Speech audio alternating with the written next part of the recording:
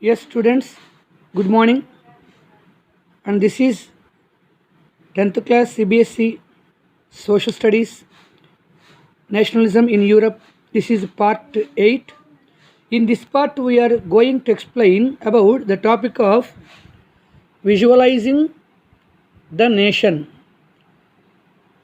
In Germany, we are observing an abstract idea, an allegory of Germany called Germania. You are observing the Germania is assumed as a female. And what is an allegory? See it, allegory means an abstract idea, and it is expressed through a person or a thing. An allegorical story has two meanings, and one literal and one symbolic. Now we are going to see what are the symbols given.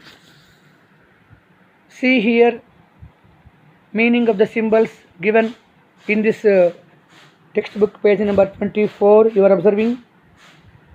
And here the broken chains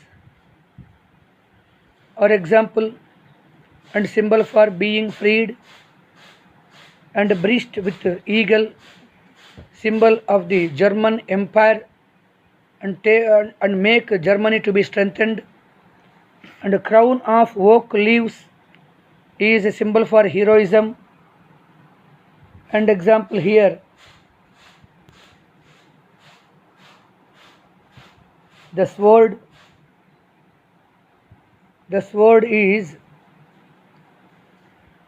example for readiness to fight, and olive branch around the sword, it is giving the symbol that Germany had willingness to make peace. And a black, red and gold tricolor flag, it is symbol for liberal nationalist in 1848, banned by the Duke of the German states.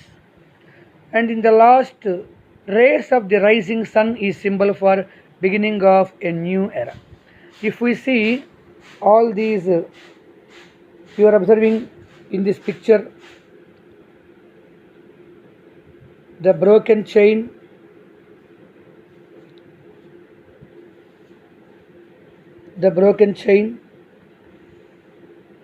and a breastplate with eagle, and a crown of olive leaves, and sword, olive branch around the sword, and a black, red and the gold, black, red, gold tricolor flag, and we are observing the rising of sun's rays. So if we see the same crown and the breastplate, all these are, we can see the Germania, an abstract idea, an allegory of Germany, how she wore. It means Germany people had an idea of making Germany country as a strong one, and the same Germania, the fallen Germania, Julius Habener, who drawn in the year of 1850, we are observing. It means all these are explaining about the idea of Germany.